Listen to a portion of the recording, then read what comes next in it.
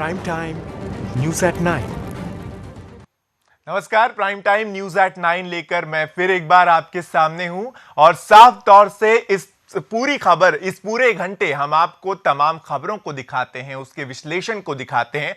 आप उससे सहमत या असहमत हो सकते हैं, लेकिन आपको उनकी बारीकियों तक पहुंचाना बहुत ज्यादा जरूरी होता है। आज की शुरुआत करेंगे हम साक्षी महाराज के बयान से। राजनीति में कब कौन क्या कह दे, ये किसी को भी पता नहीं होता। कौन सी बात पर नेता क्या प्रतिक्रिया देंगे और वो बात कहां तक जा सकती है, ये कोई भी नहीं कह सकता। भारतीय राजनीति में ऐसे कई नेता हैं जो अपने बयानों को लेकर हमेशा विवादों में रहते हैं, चाहे उनका वो बयान कितना ही सही और सटीक क्यों ना हो। विपक्ष उसको भुनाने में पीछे नहीं हटता। ऐसे ही एक बयान आजकल राजनीतिक गलियारों में चर्चा का विषय बन गया है। बीजेपी के फायर ब्रांड सांसद साक्षी महाराज का एक बयान ऐसा ही सामने आया जिसने तूल पकड़ लिया है कि राजनीतिक पार्टियां इस पर हो हल्ला करने लगी हैं। अब हम आपको इस पूरी खबर को बताते हैं, जिससे एक बार फिर साक्षी महाराज विवादों के घेरे में। हालांकि उनके बयान को अगर आप समझेंगे तो आप देखेंगे कि आप ही उसका पूरा फैसला कर सकते हैं। उत्तर प्रदेश की चुनावी रैली में प्रधानमंत्री नरेंद्र मोदी ने कहा था कि कब्रिस्तान और स्मशान बराबर में बनना चाहिए। पीएम के इस बयान से साक्षी महाराज सहमत नहीं है। उनका कहना है कि देश में करीब 20 करोड़ मुसलमान हैं और सबके लिए अगर कब्रिस्तान बनाना शुरू करेंगे तो जमीन नहीं बचेगी। कब्रिस्तान बनाना संभव नहीं है क्योंकि फिर लोग खेती कहां करेंगे, ये बयान उन्होंने दिया। उनका कहना है कि देश में ऐसा कानून बनना चाहिए जिससे देश के सभी धर्म और संप्रदाय के लोगों का एक ही अंत्योष्टि स्थल सामने आएगा। ये उन्होंने बात कही है। उन्होंने क्या कुछ कहा है, सबसे पहले आपको वो सुनवा देते हैं। मेरा कहना यह है कि हम साधु सन्यासियों को भी जमीन में गाड़ा जाता है, समाधियां बनती हैं। हिंदुस्तान में मुसलमान को भी कब्र में दफनाया जाता है, परंतु मुस्लिम कंट्रीज में कहीं भी दफनाने की परंपरा नहीं है, जलाने की परंपरा है। और अगर कब्रिस्तान सारे हिंदुस्तान में बनता रहेगा तो हिंदुस्तान में रहने की जगह ही नहीं मिलेगी, खेती के लिए जगह नहीं मिलेगी जी। तो ये जो नेता लोग हैं अपने वोटों के कारण हिंदू मुसलमान सिख ईसाई को बांटते रहते हैं, उनका कब्रिस्तान अलग, उनका शमशान अलग। मेरा कहना यह है कि एक ही होना चाहिए। अगर कब्रिस्तान अच्छा नहीं लगता, शमशान अच्छा नहीं लगता तो अंतिम स्थान का नाम दे दिया जाए। परंतु अगर उस स्थान पर हिंदू और मुसलमान का, सिख ईसाई का मिलन होता है तो बहुत अच्छा होगा। हिंदू के शरीर पर मुसलमान का दाह हो और मुसलमान के शरीर पर हिंदू का दाह हो। और अब हम आपको ग्राफिक्स के जरिए ये समझाने की कोशिश करते हैं कि साक्षी महाराज ने अपने बयान में क्या क्या कहा है जिससे वो प्रधानमंत्री नरेंद्र मोदी के बयान से सहमत नहीं है। साक्षी महाराज का एनालिसिस जो है वो ये है कि देश में करीब 20 करोड़ मुसलमान हैं जिनको कब्रिस्तान के लिए जमीन चाहिए। देश में करीब 3.5 करोड़ साधु सन्यासी भी हैं। साधुओं को भी समाधि के लिए जमीन ही चाहिए होती है। ऐसे में कृषि और खेती के लिए जमीन बचेगी ही नहीं, ये साक्षी महाराज ने अपने बयान में कहा है, जो अभी आपने सुना।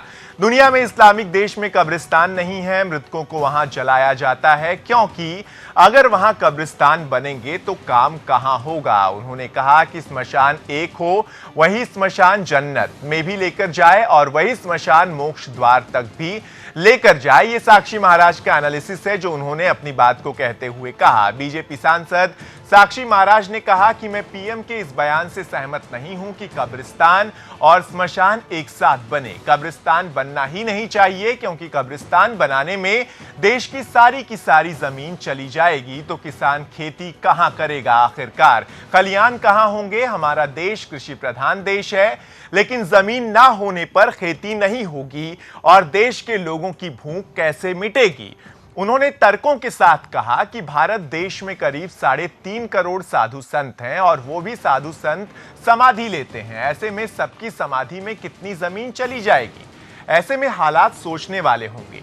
अपनी बात को समझाते हुए उन्होंने कहा कि दुनिया में जितने भी इस्लामिक देश हैं वहां कोई कब्रिस्तान होता ही नहीं है, वहां तो मृतकों को जलाया जाता है। कब्रिस्तान के लिए उनके देश की सारी जमीन ही चली जाएगी क्योंकि उन देशों में मुस्लिम आबादी बहुत ज्यादा होती है।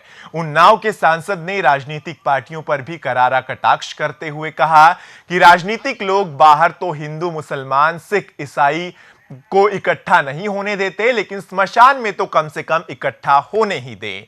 बीजेपी सांसद साक्षी महाराज ने जो बयान दिया है उस पर राजनीतिक रोटियां सेकने के लिए नेताओं में होड़ लग गई है, लेकिन हमें यह लगता है कि उनके इस बयान पर सोचने की जरूरत तो है ही, क्योंकि आप सभी जानते हैं कि कब्रिस्तान और समाधि बनाने के बाद वहां पर कोई और काम हो ही नहीं सकता।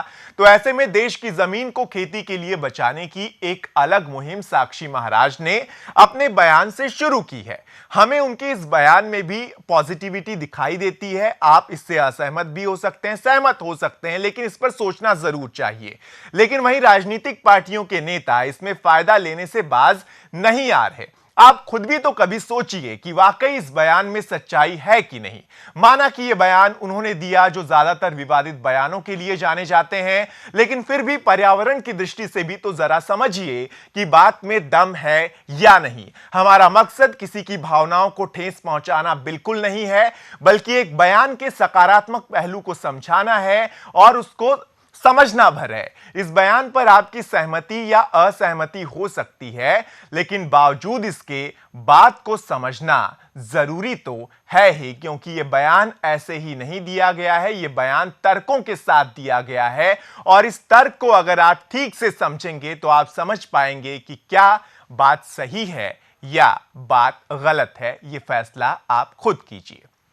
अब बात करेंगे हम शोभा डे की, जो लगातार अपने विवादित ट्वीट्स की वजह से, लगातार अपने ऐसे ट्वीट्स की वजह से जानी जाती हैं जिनको लेकर लगातार हंगामा ही होता है। बात करते हैं एक ऐसे ही ट्वीट की जिसकी वजह से एक इंसान की जिंदगी बदलने भी वाली है। सोशल मीडिया पर वायरल हुए लेखिका शोभा डे के ट्वीट के बाद इंदौर के पुलिस अधिकारी अस्पताल में पहुंच गए। जी हां, ये पुलिस अधिकारी अपने मोटापे का इलाज कराने के लिए मुंबई के सैफी अस्पताल में एडमिट हुए हैं। दरअसल पूरा मामला मुंबई में हुए बीएमसी के चुनाव के दौरान का है। 21 फरवरी को शोभा डे वोट डालने के लिए पोलिंग बूथ पर गई थी। उस समय वहां इंदौर के पुलिस अधिकारी दौलत राम जोगावत भी थे, जिनकी फोटो खींचकर शोभा डे ने सोशल मीडिया पर पोस्ट की और साथ ही उनका मजाक उड़ाते हुए कहा कि मुंबई में आज पुलिस का भारी बंदोबस्त। साफ तौर से अब हम आपको यह दिखा देते हैं कि लेखिका शोभा डे जो विवादित हैं अपने आप में, मुंबई पुलिस के बीच ट्विटर पर क्या क्या हुआ, शोभा डे ने किस तरह से कमेंट किया है। बीएमसी चुनाव से पहले शोभा डे ने यह खींचा था फोटो। 21 फरवरी को सोशल मीडिया पर फोटो को ट्वीट भी उन्होंने कर दिया था। क्या ऐसे मोटे सिपाही आपकी सुरक्षा करेंगे, ये उन्होंने कैप्शन दिया था उस फोटो को। 180 किलो के हैं दौलत राम जोगावत, इंदौर के पुलिस अधिकारी हैं। मुंबई पुलिस से उनका दूर दूर तक कोई भी लेना देना नहीं है। अब आपको यह भी बता देते हैं कि पुलिस ने इस पर क्या किया, किस तरह से उन्होंने उन्होंने उस ट्वीट का रिप्लाई किया। शोभा डे का यह पोस्ट मुंबई पुलिस से संबंधित ही नहीं था, उनकी जानकारी ही गलत थी। मुंबई पुलिस को मजाक अच्छा लगता है, यह मुंबई पुलिस ने कहा बड़े ही मजाकिया लहजे में, लेकिन इस बार यह मजाक बिल्कुल भी अच्छा नहीं है। ये यूनिफॉर्म और ये पुलिस वाला मुंबई पुलिस का है ही नहीं। पुलिस के इस ट्वीट के बाद शोभा डे की भी जमकर आलोचना हुई। लेखिका शोभा डे अपने कमेंट के लिए हमेशा से ही आलोचनाओं का शिकार हुई हैं। हमें लगता है कि उनके नेगेटिव कमेंट की आलोचना होने के बाद भी उनको इससे कोई फर्क नहीं पड़ रहा, क्योंकि फर्क ऐसे लोगों पर पड़ता भी नहीं। तभी तो उन्होंने इस बार भी आम जनता की सुरक्षा करने वाली पुलिस का जमकर मजाक उड़ाया। उनके इस ट्वीट के बाद मुंबई पुलिस ने ऑफिशियल ट्विटर अकाउंट पर ट्वीट किया था और उनको सच्चाई से रूबरू भी कराया। इसके बाद शोभा डे की जमकर आलोचना हुई है। आइए अब आपको दिखाते हैं कि ट्विटर के जरिए शोभा डे ने क्या कहा और उसका जवाब मुंबई पुलिस ने क्या दिया। ये ट्वीट आपके टीवी स्क्रीन पर दिख रहा है। और ये ट्विटर पर शोभा डे ने पुलिस के लिए क्या कुछ कहा वो भी दिखाई दे रहा है। 21 फरवरी को शोभा डे ने पुलिस अधिकारी दौलत राम जोगावत की फोटो को सोशल मीडिया पर डाला और हमारी सुरक्षा करने वाली पुलिस की खिंचाई करते हुए पूछा कि क्या ऐसे मोटे सिपाही आपकी सुरक्षा करेंगे। भाषा का स्तर भी देखिए कि किस तरह का इस्तेमाल किया गया है।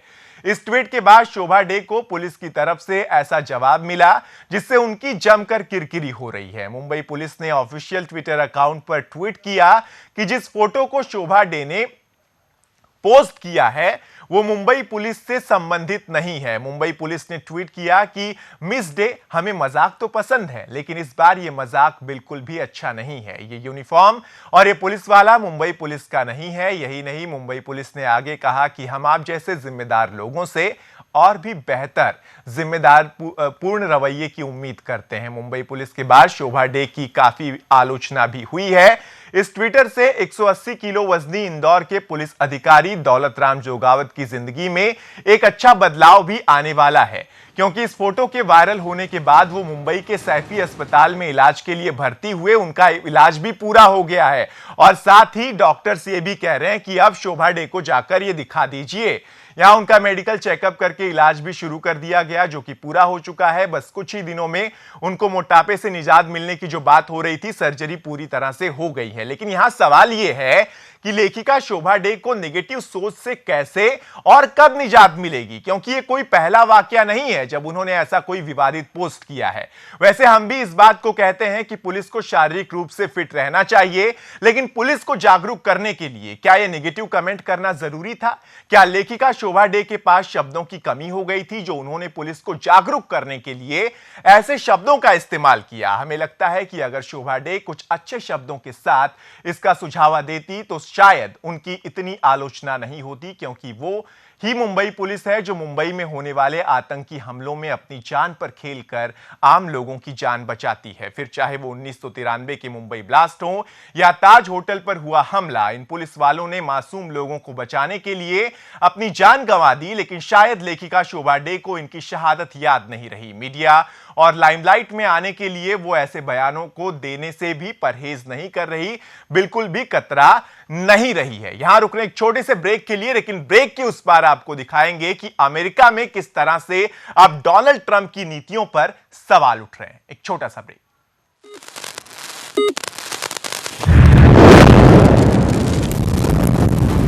Prime Time News at 9.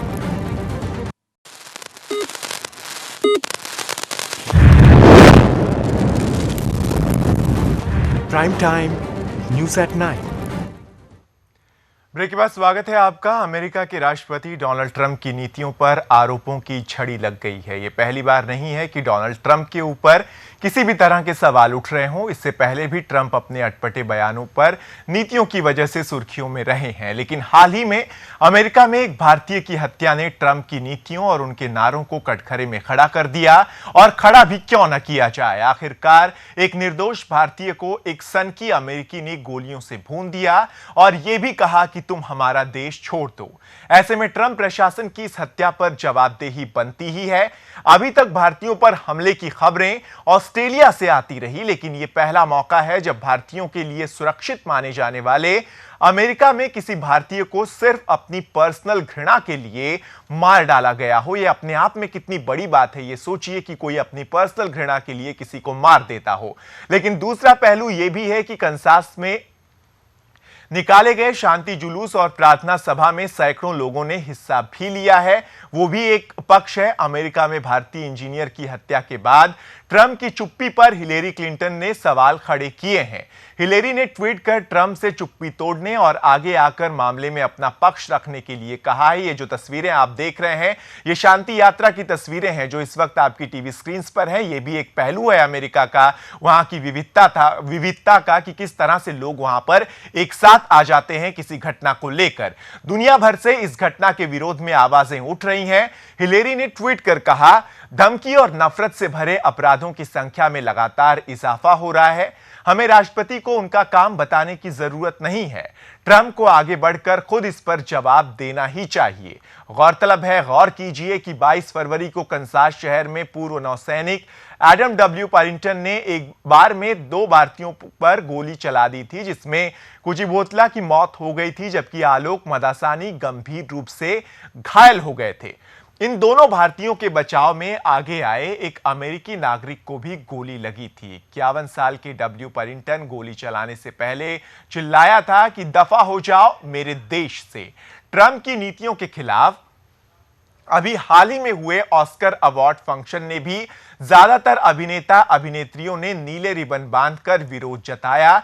इन सभी बातों से सवाल यह खड़ा होता है कि अमेरिका ट्रंप की अगुवाई में आखिर जा कहां रहा है। जहां अमेरिका सभी देशों को दिशा देता है, सभी देश उसकी ज्यादातर बातों को मानते भी हैं और रोज नए नए आविष्कार करता है, लेकिन ट्रंप की नीतियों से तो लगता है कि अब अमेरिका इन्हीं छोटी छोटी बातों में उलझ कर रह जाएगा। क्या नंबर 1 की पोजीशन को अमेरिका इन हरकतों की वजह से गंवा भी देगा? यह भी बहुत बड़ा सवाल है। अमेरिका के लॉस एंजलिस में अकादमी पुरस्कारों के ऐलान के बीच दिग्गज हस्तियों ने अपने तरीके से राष्ट्रपति ट्रंप के यात्रा प्रतिबंध के फैसले पर विरोध जताया। रुथ नेगा और बैरी जेंकिंस सहित कई हस्तियों ने नीला रिबन लगाकर ट्रंप के यात्रा प्रतिबंध के फैसले के खिलाफ विरोध जताया। यह नीले रंग का ribbon American civil liberties union का प्रतीक है और यह स्टैंड विद ACLU नाम से एक नए अभियान का भी हिस्सा है। वेबसाइट telegraph.com.uk की रिपोर्ट की माने तो आयरलैंड मूल के इथोपिया स्टार रूथ नेगा ने सबसे पहले ऑस्कर के रेड कारपेट पर कदम रखा और वो अपने लाल वेल्टिनो परिधान के ऊपर नीले रंग का रिबन लगाए दिखी। ये तस्वीर में आप देख रहे थे। इसके बाद हैमिल्टन के निर्देशक लिन मैनुअल मिरांडा और उनकी मां भी नीले रंग का रिबन लगाए हुए दिखाई दी। इसके साथ ही अन्य सितारों ने भी, जिसमें कार्ली क्लोज, कैसी एफ्लेक और बेंज पैसेक ने भी नीले रिबन लगा रखे थे। तो साफ तौर से राष्ट्रपति ट्रंप की आक्रामक विदेश नीति की वजह से दुनिया के कई देशों में तनाव बढ़ रहा है, क्योंकि अमेरिका के लोग दूसरे देशों के लोगों को गिरी नजर से अब देखने लगे हैं। जिस तरह का स्टैंड डोनाल्ड ट्रंप ने लिया था चुनाव में, वही अब देखने को मिल भी रहा है। दुनिया के अलग अलग देशों के लोग अमेरिका में ही खेमे में अब बंट रहे हैं। राष्ट्रपति ट्रंप ने पिछले दिनों 7 मुस्लिम देशों के अमेरिका में आने पर पाबंदी लगा दी थी। ट्रंप प्रशासन ने Iraq, Iran, Libya, Sudan, Syria, Somalia और यमन के लोगों के इमिग्रेशन पर बैन लगा दिया है। इतना ही नहीं, खबरें आ रही हैं कि ट्रंप प्रशासन अमेरिका में धार्मिक भेदभाव की नीति के तहत नया कानून बनाने की भी तैयारी में है। लिहाजा ट्रंप के इन नीतियों की दुनिया भर में आलोचना हो ही रही है और कई देश अमेरिका के खिलाफ लामबंद भी होने लगे। बहरहाल, अगर मुस्लिम देशों के नागरिक अमेरिका की कानून व्यवस्था के लिए खतरा बन रहे हैं तो उनके खिलाफ ट्रंप प्रशासन की नीतियां वो जरूर बनाए, लेकिन भारतीयों के खिलाफ जो घृणा गोली मारने वालों की तरफ से प्रदर्शित की गई है, उससे अमेरिकियों की शूद्र मानसिकता का पता चलता है। ऐसी मानसिकता के साथ भारत के साथ रणनीतिक दोस्ती कैसे निभेगी, यह भी अमेरिका को सोचना ही चाहिए। अमेरिका की सरकार और वहां के लोगों ने भारतीयों के ब्रेन स्ट्रेंथ को अगर देखा है, ब्रेन जो स्ट्रेंथ है जो भारतीयों का, उसको अगर देख लिया है, अगर इन लोगों का मोहभंग अमेरिका से हुआ तो यह अमेरिका के लिए परेशानी का सबब जरूर बन जाएंगे। ये बहुत बड़ी बात है जिसको ध्यान में रखना ही चाहिए अमेरिका को और वहां के प्रशासन को। अगर वो ध्यान नहीं रखते तो ये बहुत ज्यादा खतरे की बात है और ये खतरे की घंटी भी है भारत और अमेरिका के रिश्तों के बीच। तो दिग्गज हस्तियों ने भी विरोध जताया है और अपने आप में यह बहुत बड़ी बात है। जो बात हमने आपको कही कि अमेरिका जो है अपनी विविधता के लिए जाना जाता है, इंक्लूसिव जो उसका नेचर है उसके लिए जाना जाता है, लेकिन अब जिस तरह से अमेरिका में देखने को मिल रहा है, जो घटना निकलकर सामने आई, जो भारतीय पर हमला हुआ, उससे डोनाल्ड ट्रंप की नीतियों पर सवाल खड़े हो ही रहे हैं, जिसको लेकर हिलेरी क्लिंटन ने अब जवाब मांगा है और जवाब डोनाल्ड ट्रंप को देना ही होगा, देना चाहिए। अगर वो किसी भी तरह से अकाउंटेबल अपने आप को समझते हैं और अगर उस घटना की वो वाकई निंदा करते हैं जो कि उन्होंने भारत सरकार से कहा है। यहां रुक रहे एक छोटे से ब्रेक के लिए, ब्रेक के उस पार जीएसटी की खबर।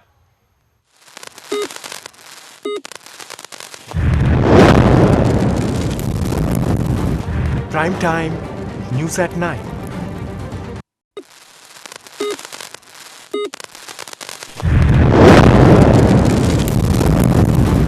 Prime Time News at Night.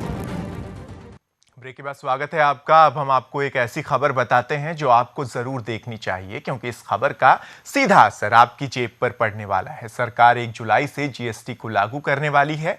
इसका असर शेयर मार्केट पर भी दिख रहा है, जहां अधिकतर शेयर्स में उछाल आया। Economic affairs secretary Shaktikanta Das के मुताबिक सभी राज्य इस पर सहमत हो गए हैं। उन्होंने कहा कि जीएसटी 4 स्तरों पर लागू किया जाएगा। जीएसटी की दरें अलग अलग रहेंगी, जिसमें 5%, 12%, 18% और 28% होंगी।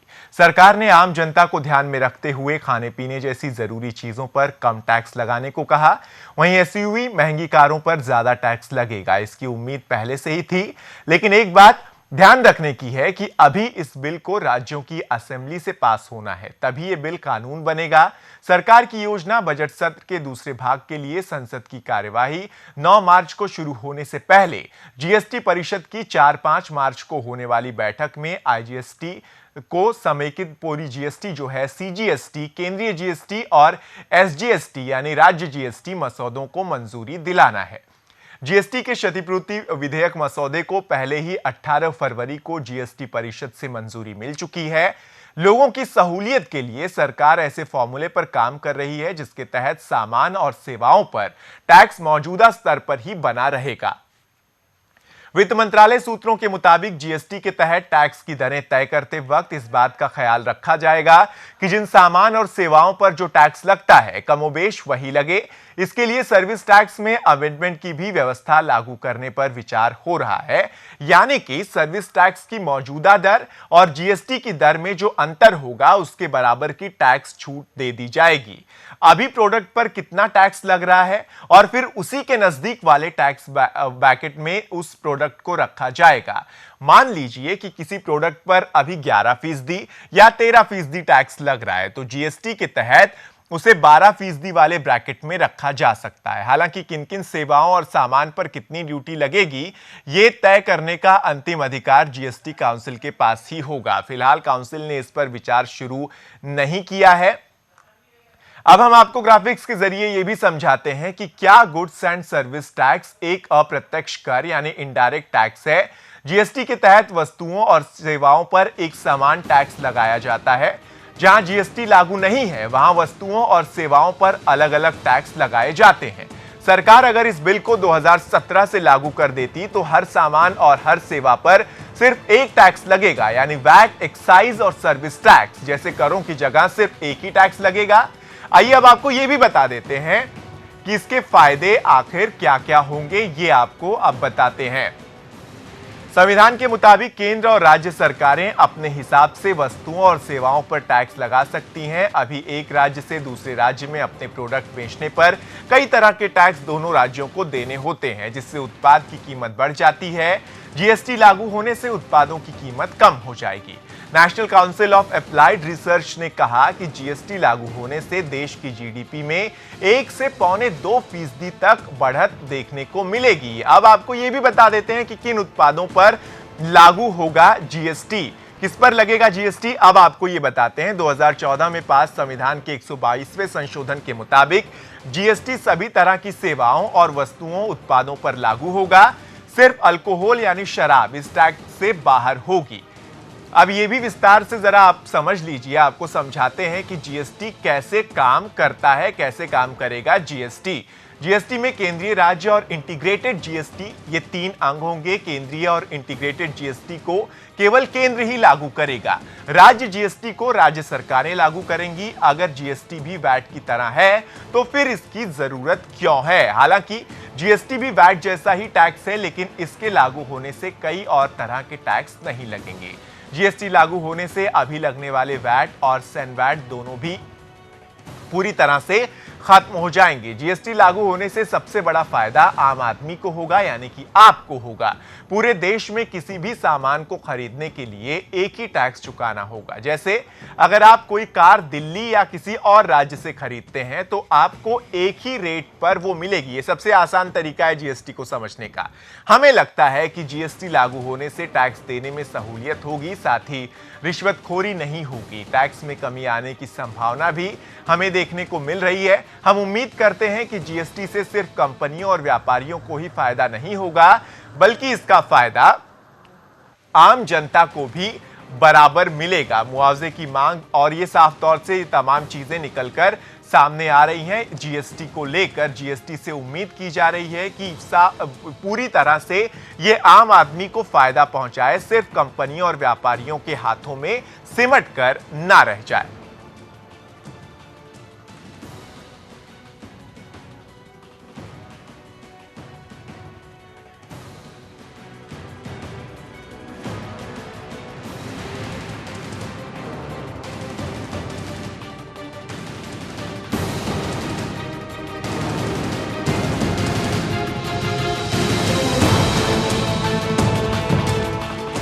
लेकर आपकी टीवी स्क्रीन पर आप देख रहे हैं, national council of applied research ने जो कहा है, जीएसटी लागू होने से देश की जीडीपी में 1 से 1.25% तक इजाफा हो सकता है, वो बढ़ सकती है और 1 जुलाई से जीएसटी लागू हो जाएगा, ये उम्मीद की जा रही है। और टैक्स में कमी आने की उम्मीद है और टैक्स से सीधे सीधे आपकी जेब पर असर पड़ेगा। और इसीलिए इस खबर को आप तक पहुंचाना प्राइम टाइम में बहुत जरूरी था, क्योंकि ये सीधे सीधे हमारे और आपसे जुड़ा हुआ मुद्दा है, हमसे जुड़ा हुआ मामला है और इससे फायदा जो है वो आम जनता को होने की उम्मीद है। अभी उम्मीद ही कर सकते हैं, जब ये लागू होगा तब देखना होगा, तब विश्लेषण करना होगा कि आखिर कितना फायदेमंद है जीएसटी या फिर पुरानी व्यवस्था ही ठीक थी। और जीएसटी को लेकर बात जो आई है उस पर भी तमाम तर्क सामने आ सकते हैं।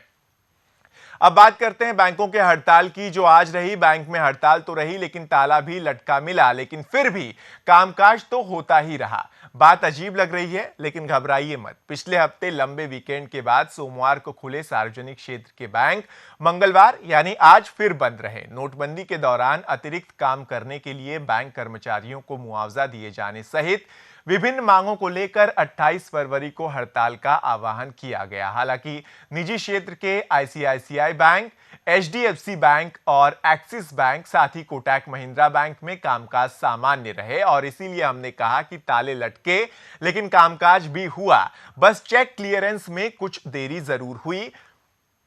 United forum of bank unions के बैनर तले विभिन्न यूनियंस ने हड़ताल का आह्वान किया था, जिसका बैंकों के कामकाज पर असर पड़ सकता था, जो कि नहीं पड़ा।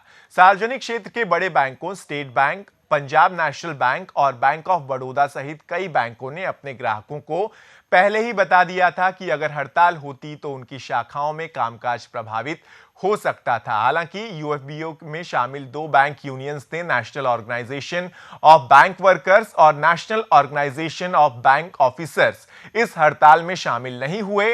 इन संगठनों ने इस हड़ताल को राजनीति से प्रभावित कदम बताया। इन संगठनों का कहना है कि वो इस हड़ताल में शामिल नहीं है, इसलिए इसे यूएफबीयू की हड़ताल कहना सरासर गलत है। All India bank officers confederation यानी कि एआईबीओसी के महासचिव हरविंदर सिंह ने कहा, हड़ताल का कार्यक्रम जारी है क्योंकि बैंक प्रबंधन, विशेष तौर से भारतीय बैंक संघ आईबीए की तरफ से इसे स्थगित करने के लिए कोई कदम नहीं उठाया गया। All India bank employees association यानी कि एआईबीईए के महासचिव सीएच वेंकटचलम ने कहा कि मुख्य श्रम आयुक्त ने बैंक प्रबंधन और कर्मचारी संगठनों के बीच 21 फरवरी को एक सहमति बैठक कराई थी, लेकिन इसमें बैंक प्रबंधन के अड़ियल रुख के कारण कोई भी सकारात्मक परिणाम नहीं निकला। वेंकटचलम ने कहा कि संघों द्वारा की गई मांगों का कोई समाधान निकालने की सभी कोशिशें बेकार जाने के बाद मजबूरन हड़ताल का आह्वान करना पड़ा। वेंकटचलम ने यह भी बताया कि भारतीय बैंकिंग उद्योग को असली खतरा डूबे हुए बड़े कर्ज और जानबूझकर कर्ज नहीं चुकाने वालों से है। बुरे कर्जों के लिए जवाबदेही तय करना, जानबूझकर कर्ज नहीं चुकाने वाले कर्जदारों और उन्हें कर्ज मुहैया कराने वाले बैंक अधिकारियों के खिलाफ कार्रवाई करना अब समय की जरूरत है, ना कि बैंक का जो बैड बैंक का गठन करना। ध्यान देने वाली बात यह है कि आर्थिक सर्वेक्षण 2016-17 में बैड बैंक की स्थापना का सुझाव दिया गया था ताकि बैंकों के फंसे हुए कर्जों, जिसे गैर निष्पादित परिसंपत्तियां कहा जाता है, उससे निपटा जा सके। इसमें कहा गया कि केंद्र सरकार एक संपत्ति पुनर्वास एजेंसी का गठन करे जो फंसे हुए कर्जों को बैंकों से खरीदकर उसका बोझ भी उठाए ताकि बैंकों के कर्ज का बोझ कम करने का कठिन राजनीतिक फैसला लिया जा सके। वेंकटचलम के अनुसार ये एक सरकारी संस्था के फंसे हुए कर्जों को दूसरी सरकारी संस्था का गठन कर उसके सिर मढ़ने के अलावा और कुछ नहीं है। यही वजह रही कि हड़ताल की गई, जिसका निजी बैंकों पर बिल्कुल भी असर नहीं पड़ा, जबकि सार्वजनिक बैंकों पर इसका ना के बराबर असर देखने को मिला है।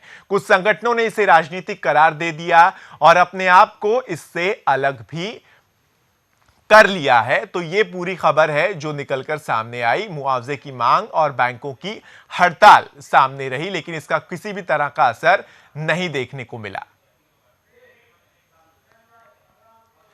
और यहां रुक रहे हैं एक छोटे से ब्रेक के लिए, उसके बाद बात करेंगे दिल्ली यूनिवर्सिटी के रामजस कॉलेज की।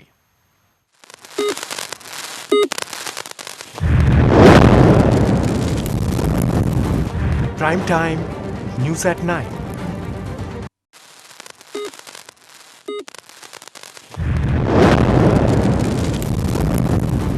Prime time news at 9। Break के बाद स्वागत है आपका। दिल्ली यूनिवर्सिटी के रामजस कॉलेज में बीते दिनों हुई हिंसा के बाद सोशल मीडिया पर छात्र संगठन एबीवीपी के खिलाफ अभियान शुरू करने वाली करगिल शहीद की बेटी गुरमेहर कौर ने पूरे मामले में विवाद बढ़ाने के बाद कैंपेन से अब खुद को ही अलग कर लिया। वहीं गुरमेहर को रेप की धमकी के मामले में मंगलवार को एफआईआर दर्ज की गई। उधर एबीवीपी ने पुलिस को लिखित शिकायत दी है और गुरमेहर को कथित धमकी देने वाले पर कार्रवाई की मांग भी उनकी ओर से की गई है। एक चीज जो मुझे गलत लगी, मैंने उसके ऊपर ट्वीट किया था, वो ये था कि उन्होंने लिखा कि मेरे पिता को पाकिस्तान ने नहीं मारा, युद्ध ने मारा है। तो वो चीज मुझे गलत लगी क्योंकि वो चीज हमारे देश के खिलाफ है। उन शहीदों के, जो लोग हमारे देश के लिए शहीद हो रहे हैं, उन शहीदों का अपमान है वो सब।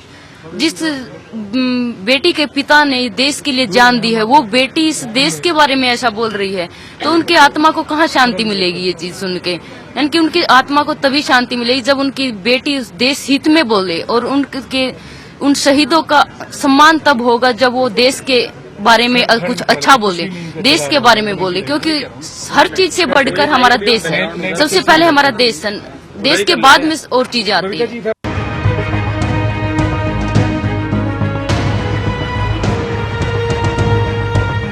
फोगाट के विचारों ने सुदर्शन की उस मुहिम पर मुहर लगा दी है जो हम तर्क के साथ प्रस्तुत करते आ रहे हैं। जी हां, देश की जनता और सरकार को सुदर्शन न्यूज बताता आ रहा है कि जेएनयू के जिन्न को दिल्ली विश्वविद्यालय में जगाकर राष्ट्रवाद की दार को कुंद किया जा रहा है। वामपंथ की आड़ में देश विरोधियों का हथियार बनी गुरमेहर को अपने किए पर अब पछतावा हो रहा है। यही वजह है कि उसने मंगलवार को शांति का पाठ पढ़ाने का अभियान बंद कर दिया और घबराकर दिल्ली छोड़कर घर लौट आई। गुरमेहर ने घबराकर जो ट्वीट किया है, पहले वो सुन लीजिए। मुझे अकेला छोड़ दिया जाए, मुझे अब कुछ और साबित करने की जरूरत नहीं है। जो मुझे कहना था वो मैंने कह दिया। आप सभी लोगों का शुक्रिया। कहते हैं आग लगाने के लिए एक चिंगारी ही काफी होती है, और जब आग लग गई तो आपने मैदान ही छोड़ दिया। आपने इतना भी नहीं सोचा कि देश के खिलाफ विवादित बयान देकर आपने समूचे देश के खिलाफ आवाज उठाई है, जिसके बाद देश की जनता भी आपसे यही सवाल पूछ रही है कि आपको अकेला क्यों छोड़ दिया जाए। सुदर्शन न्यूज भी आपसे सवाल करता है कि शांति की पाठ पढ़ाने और युद्ध की परिभाषा समझाने के बाद जब आग लग गई तो आपने दिल्ली ही छोड़ देने का फैसला कर लिया। आपने एकांत में रहने का निर्णय ले लिया। क्या अकेले में आप आत्ममंथन करेंगी कि आपने आईसा और वामपंथियों के कहने पर उस मुहिम को चलाने की पहल की जिससे सिर्फ अशांति ही फैलती है? अगर आपने देश की जनता को विवादित संदेश वीडियो टेक्स्ट दिखाया तो आप मैदान छोड़कर अब भाग क्यों नहीं है? आपको अपनी बात पर अडिग रहना चाहिए। आग लगाकर अज्ञातवास में जाने की आपकी पहल ने आपके खिलाफ कई और तीखे सवाल खड़े कर दिए हैं। सुदर्शन न्यूज आपसे सवाल करता है, आपने अपने मुहिम के माध्यम से राष्ट्रद्रोही उमर खालिद और शहला रशीद को लाइमलाइट में लाने का काम क्यों किया? जिस तरीके से आपने अपने सवाल रखे उससे साफ है कि इसके लिए आपको मुहिम चलाने के लिए बाकायदा प्रोत्साहित किया गया ताकि दिल्ली यूनिवर्सिटी के माध्यम से पूरे देश में राष्ट्रवाद की मुहिम पर सवाल खड़ा किया जाए। आपने जिस वीडियो टेक्स्ट के जरिए राष्ट्रवादियों पर सवाल खड़ा किया उसे किसके निर्देशन में तैयार करवाया गया? आपने अपने सवालों के जरिए भारत की छवि खराब करने की कोशिश की, क्योंकि आपने अभिव्यक्ति की आजादी का मुद्दा उठाया। क्या आप और आपके विचारकों की यही मंशा नहीं थी कि भारत के मौलिक अधिकारों की गारंटी पर चर्चा हो? चुनाव के माहौल में आपने जिस तरह से राष्ट्रवाद बनाम राष्ट्रद्रोह की चर्चा करवाई, क्या उसका उद्देश्य ये नहीं है कि ध्रुवीकरण को बल मिले? ऐसे न जाने कितने सवाल हैं जो आपकी इस हरकत के बाद जवाब के लिए मुंह बाए खड़े हैं। गुरमेहर आयशा की कार्यकर्ता आप हैं, तभी आपने कहा कि जो सवाल मैंने उठाए हैं वो मेरे नहीं बल्कि छात्रों के लिए हैं। अगर आप ट्विटर वार से इतनी परेशान थी तो फिर आपने रण छोड़कर ये संदेश क्यों दिया कि इस कैंपेन में शामिल लोगों को आगे की लड़ाई के लिए शुभकामनाएं? लगता तो यही है कि आपका और आपके थिंकर्स की रणनीति सफल रही। आपने एक शहीद जो कि आपके पिता थे, उनके नाम का उपयोग कर छात्र राजनीति को ही जहराब कर दिया है। अगर आपकी मंशा यही थी तो आप सब सवालों से बच नहीं सकती। Bureau report, Sudarshan news.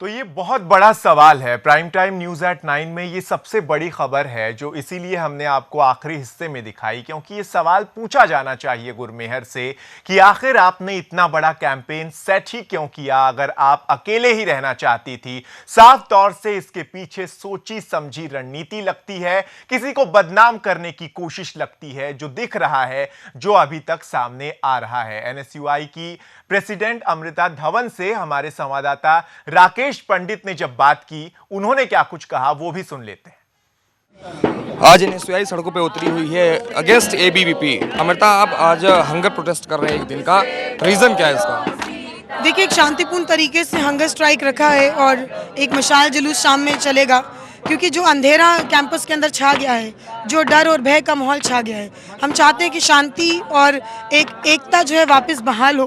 Campus में छात्र जो है, मेजॉरिटी छात्र चाहते हैं कि हिंसा नहीं हो।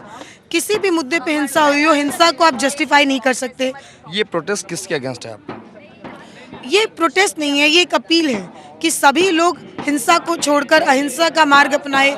गांधी जी के इन विचारों ने देश को आज़ादी दिला दी, लेकिन ये लोग अपनी बात तक नहीं रख पा रहे हैं। बात रखने के लिए भी इनको हिंसक होना पड़ रहा है, जो कि पूरी तरह से गलत है। जो लोग एक तरफ कश्मीर की आज़ादी के नारे लगा रहे हैं वो भी देश की बात नहीं कर रहे हैं, और जो लोग राष्ट्रवाद के नाम पे महिला के साथ बलात्कार की बात कर रहे हैं वो भी देश में अच्छी बात नहीं कर रहे हैं। जैसा कि आपने कहा बलात्कार की बात करें, क्या अभी तक ऐसा कोई एविडेंस सामने आया है जिसमें ये प्रूफ हो सके कि एबीवीपी ने गुरमेहर कौर को रेप की धमकी दी है या उनके लोगों ने दी है? देखिए, सोशल मीडिया सबसे बड़ी बात है, डिजिटल है, और सोशल मीडिया में कोई डिलीट नहीं हो सकता है। हम चाहेंगे कि पुलिस निष्पक्ष जांच करे।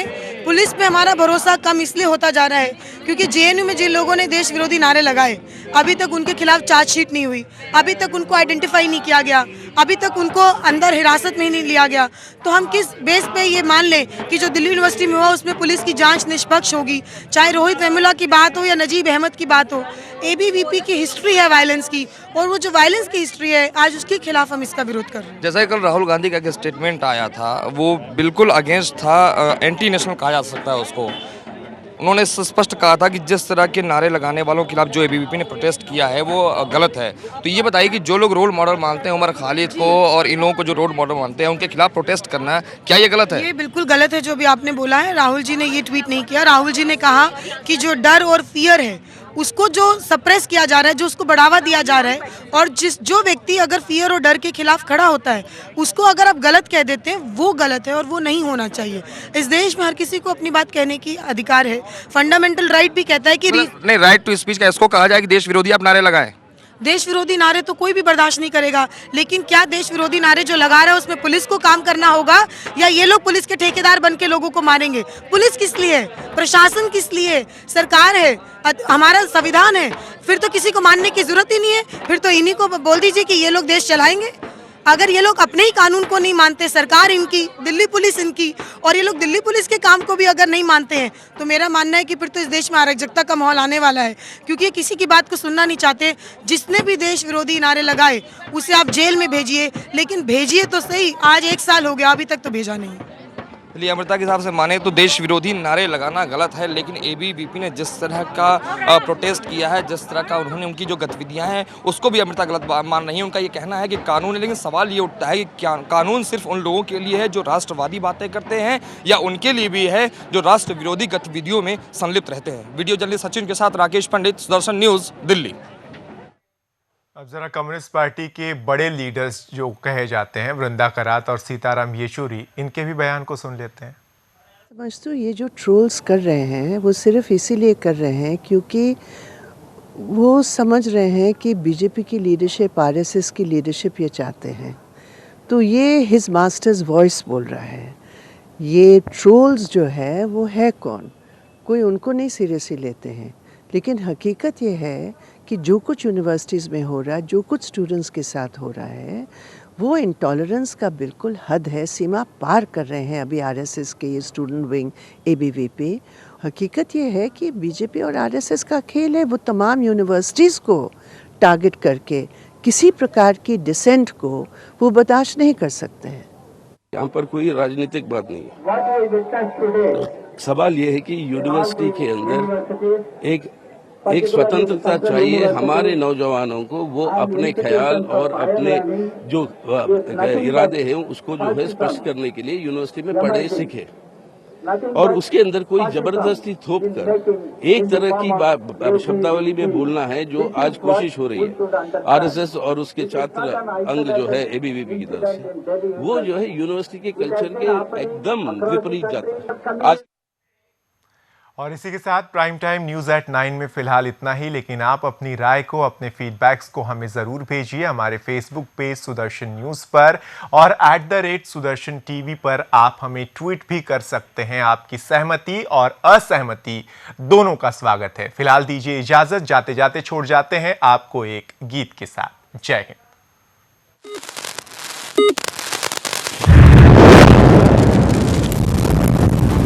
Prime time, news at 9.